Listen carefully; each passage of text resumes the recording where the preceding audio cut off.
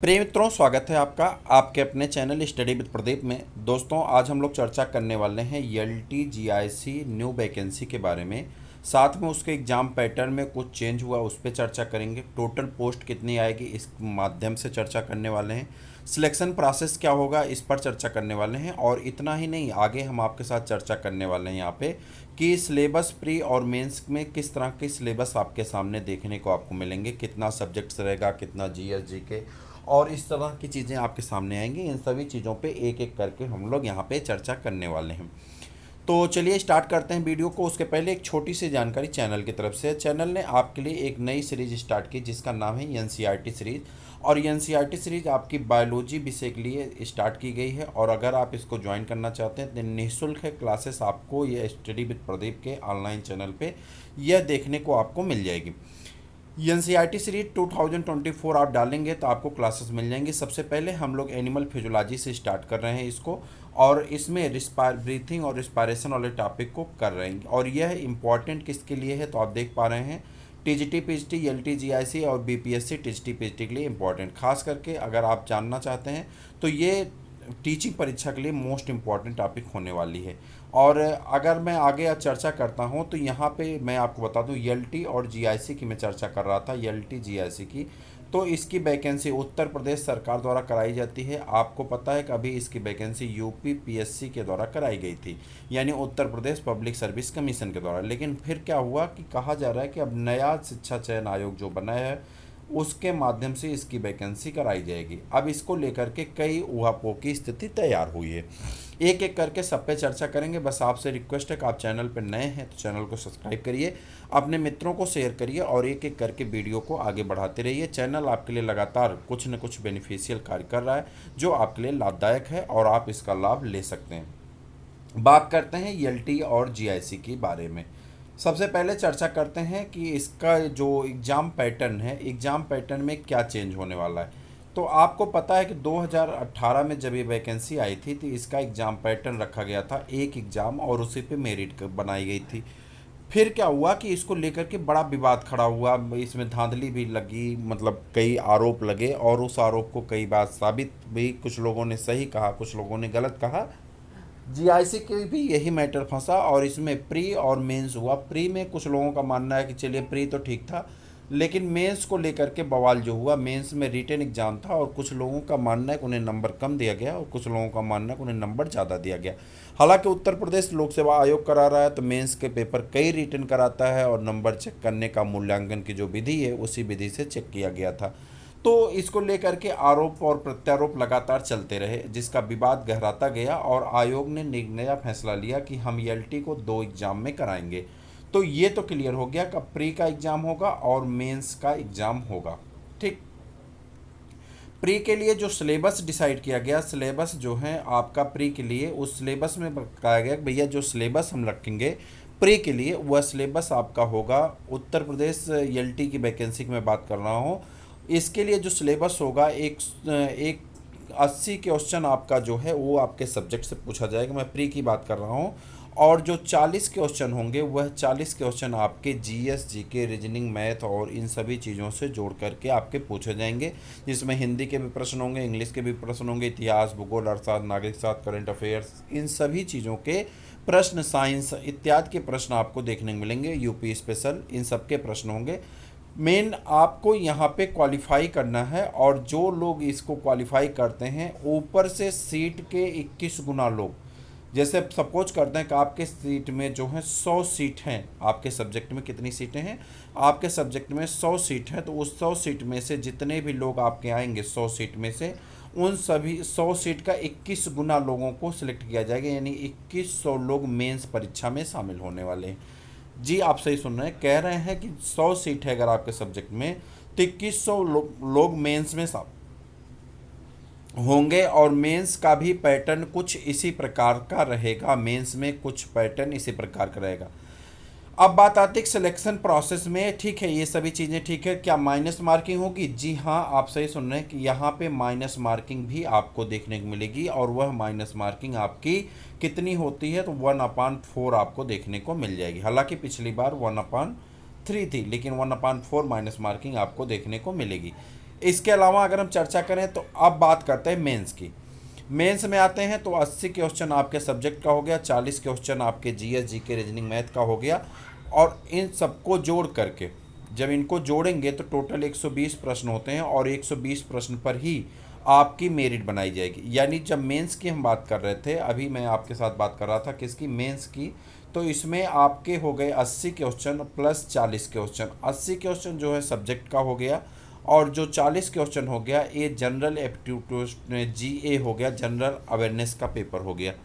Total paper हो गया 120 question का, और इसी पे आपकी मेरिट डिसाइड करती है कि आपकी मेरिट कितनी जाती है। एक्चुअली में मैं जो बताना चाह रहा था वो ये बताना चाह रहा था कि प्री की मेरिट से कुछ भी लेना देना नहीं, प्री बस क्वालिफाइंग मान के चलिए कि आपको शामिल कराने के लिए ज़रूरी है।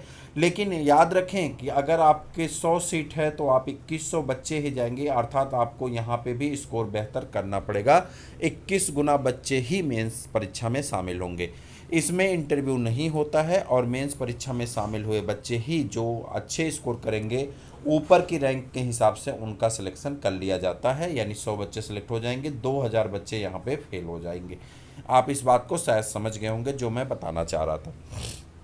ये तो हुआ सिलेक्शन प्रोसेस, एक क्या हो गया सिलेक्शन प्रोसेस, आपको हमने क्या बता दिया। अब दूसरी बात करते हैं सिलेक्शन प्रोसेस में, जो यहाँ पे माफ करिएगा बायोलॉजी के स्टूडेंट हैं उन सबसे रिक्वेस्ट है कि बायोलॉजी वाले, देखिए एक कन्फ्यूजन सबसे ज़्यादा बना हुआ है साइंस को लेकर के, साइंस वाले कैसे जाएंगे और मैथ वाले कैसे जाएंगे। देखिए मैथ वाले तो मैथ से जाते हैं, कोई दिक्कत नहीं।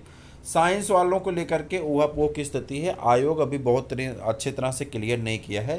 साइंस में कुछ लोगों का मानना है कि बायो और केमिस्ट्री एक साथ हो जाएगी, ठीक, कुछ का कहना है कि तीनों हो जाएगी, फिजिक्स केमिस्ट्री बायोलॉजी ये तीनों सब्जेक्ट मिल के आएंगे। और जो सबसे ज़्यादा यहाँ पे कन्फ्यूजन है वो है जूलॉजी बॉटनी और जो है केमिस्ट्री को लेकर के। तो आप मान चलें कि जैसे आपके 2 सब्जेक्ट होंगे, उन्हीं सब्जेक्ट से अगर हम बायोलॉजी की बात करते हैं तो अगर आप बायोलॉजी मान लेते हैं केमिस्ट्री और क्या पढ़े हो, थर्ड ईयर में केमिस्ट्री हो जूलॉजी हो, या मान लेते हैं आपकी थर्ड ईयर में जूलॉजी हो बॉटनी हो, या थर्ड ईयर में आपका बॉटनी हो केमिस्ट्री हो, इन तीनों कम्बिनेशन से अगर आप हैं तो आप फॉर्म भर सकते हैं थर्ड ईयर में। कहने का अर्थ है केमिस्ट्री जूलॉजी बॉटनी किसी कम्बिनेशन से हैं आप फॉर्म भर सकते हैं।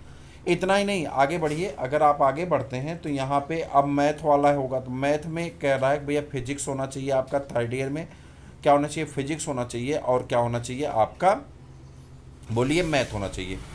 तो इससे जुड़े होंगे आप तो इस फॉर्म को भर सकते हैं। अब इन सब चीज़ों का कंक्लूजन ये निकला कि यदि आप बायोलॉजी के स्टूडेंट हैं तो बायोलॉजी वाले हमारे साथ जुड़ें। बायोलॉजी की क्लास आपको निःशुल्क दी जा रही है, और इसमें हमने आपको स्टार्टिंग में ही दिखाया कि पहले हम एनसीईआरटी की क्लास शुरू करने चल रहे हैं। अगर इसमें आपका केमिस्ट्री का भी पोर्शन आता है और फिजिक्स का पोर्शन आता है तो इसके लिए हम टीचर से बात करेंगे और हम नए टीचर्स के माध्यम से इसको कर पाएंगे, लेकिन उसके पहले जूलॉजी और बॉटनी वाला पोर्शन हम आपका कंप्लीट करा देंगे। और सब्जेक्ट हमारे यहाँ नहीं चलता है, आप सब लोग जानते हैं। हाँ, आप जीके के प्रैक्टिस के लिए चैनल के साथ जुड़ सकते हैं, चैनल को सब्सक्राइब कर सकते हैं, जिसमें यूपी स्पेशल अन्य चीज़ें आपको देखने को मिल जाएंगी। चलिए आगे बढ़ते हैं, आगे बढ़ते हैं। दूसरी पॉइंट आगे, कितनी पॉइंट पे हमको चर्चा करना था, देखिए हम लोग एक सेकेंड बैक आ गए। तो हमारा टॉपिक कुछ यहाँ पे था, कहाँ गया भाई, ये पीडीएफ था हमारा ना, तो आ जाओ भाई, पीडीएफ कहाँ गया, एक सेकेंड। तो यहाँ पे आते हैं, तो ये हो गया आपका स्क्रीन इस रिकॉर्डर हो गया, और ये हमारा पीडीएफ हो गया। तो पीडीएफ पे आते हैं, पीडीएफ हमारा जो है यहाँ पे मैं बता रहा हूँ किस किस चीज़ों पे चर्चा कर रहा था। खुल जाओ भाई, हाँ। तो हमने चर्चा करना था इस पे, देखिए हमने अच्छा हाँ, वैकेंसी कब तक आएगी। तो वैकेंसी का जो नोटिफिकेशन है, आप मान चलें कि सितंबर महीने में आपकी ये वैकेंसी का नोटिफिकेशन आपको देखने को मिल जाएगा, और नवंबर या दिसंबर महीने में, नवंबर महीने मान चलिए कि आपके प्री एग्ज़ाम की डेट उसी में होगी। पोस्ट एग्ज़ाम पैटर्न मैंने आपको पूरा डिटेल में समझा दिया। टोटल पोस्ट की बात करें तो लगभग 12,650 पदों पे आपको ये भर्ती दिखने वाली है। सिलेक्शन प्रोसेस मैंने आपको बता ही दिया कैसे होगा। सिलेबस के बारे में हमने दोनों सिलेबस पे चर्चा कर ली। यानी टोटल अगर हम पदों की बात करें तो टोटल पद आपके 12,650 के नियर अबाउट आपके पद हैं। ये वैकेंसी आपकी सितंबर महीने में आपको देखने को मिलेगी। इसके लिए फॉर्म वही भर सकते हैं जो ग्रेजुएट हों और साथ साथ बीएड हों, क्या हों, जो ग्रेजुएट हों और साथ में बीएड किए हों वही लोग इस फॉर्म को भर सकते हैं। बीटीसी वाले इस फॉर्म को नहीं भर पाएंगे, ये क्लियर कर लीजिए। और विदाउट बीएड वाले भी इस फॉर्म को नहीं भर सकते। लेकिन वहीं पे अगर जीआईसी की बात करें तो इसके लिए आप जो हैं कैसा होना चाहिए, जीआईसी का फॉर्म कौन भर सकते हैं, तो जीआईसी का फॉर्म जो लोग मास्टर डिग्री होंगे अपने सब्जेक्ट में वो सभी लोग इसको, और साथ में बीएड होंगे वो सभी लोग इस फॉर्म को भर सकते हैं जीआईसी के लिए। आपको बता दें कि इसी के साथ ही साथ आने वाले दिनों में आपको 2-4 वैकेंसियाँ और देखने वाली हैं, जैसे कि ईएमआरएस की वैकेंसी आने वाली है। इसी के साथ साथ आपको 2 वैकेंसी उत्तर प्रदेश में और दिखने वाली है, जिसे आप जानते हैं संस्कृत विद्यालय वाली। तो संस्कृत विद्यालय वैकेंसी आपको दिख जाएगी और एक वैकेंसी और दिखेगी।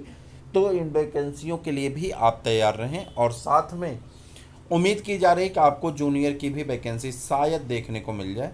तो ये वैकेंसी का कुछ क्रम है, ये वैकेंसियाँ आपके सामने आती रहेंगी, मैं एक एक करके बताता रहूँगा। एग्ज़ाम पैटर्न मैंने आपसे चर्चा कर दिया, भाई प्री होगा और क्या होगा, मेंस होगा। प्री में आपके 80+40 की बात होती है और 1/4 माइनस मार्किंग होगी। वहीं पे मेंस में आपके 1/3 माइनस मार्किंग होगी और जो है 80+40 की बात यहाँ पे हो रही है। 80 सब्जेक्ट से 40 आपके अदर्स, मतलब जी के जी। सिलेबस प्री मेंस का हमने आपको बताया, सिलेक्शन प्रोसेस मैंने आपके साथ चर्चा कर ली। आई होप कि सारी चीज़ें क्लियर हैं। और सबसे पहले आप अपनी एनसीईआरटी सीरीज को अगर नहीं ज्वाइन कर रहे हैं तो ज़रूर ज्वाइन करिए, चूँकि आपके लिए बहुत बेहतरीन होने वाला एनिमल फिजियोलॉजी हम आज स्टार्ट करने चल रहे हैं और कल से आपको वीडियो मिलना शुरू हो जाएगा। तो जल्दी से सब्सक्राइब करिए, अपने मित्रों को शेयर करिए। वीडियो को पूरा देखने के लिए बहुत बहुत धन्यवाद आपका। जहाँ भी रहिए हंसते रहिए, मुस्कुराते रहिए, अपने जीवन को आगे बढ़ाते रहिए। आज के लिए इतना ही, फिर मिलते हैं किसी और वीडियो में, तब तक के लिए इजाज़त दीजिए। जय।